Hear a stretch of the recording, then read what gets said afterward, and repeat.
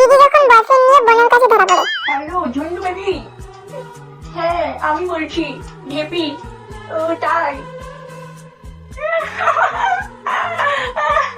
হ্যাঁ হ্যাঁ miss you, হ্যাঁ দিদি,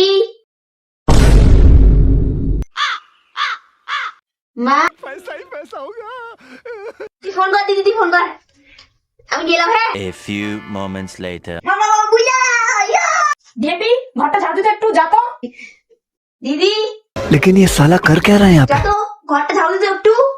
আমি কেন করবো? মাকে বলবো? তুই কেন করতেছিস? আমি করতেছি।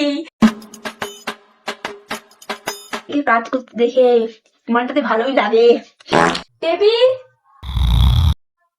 বেবি নে কাপড়গুলো ভাঁজ কর। আইডিয়া। দিদি খাবারটা একটু ভাজ করে রাখতো, আমি পারবো না। বলবো মাকে? না না না না করতেছি, আমি করতেছি। এর তো কিছু করতে হবে। গুরুজন ফোন আছে নে। ও সঙ্গীতা ফোন করছে, ঠিক আছে তুই যা। মা মা টিভি দেখো কোন চাঙার সাথে কথা বলতেছে, সেই হাইচা হাইচা। গলি তোর কথা যদি সত্যি হয়, আসো আসো আসো আসো চল।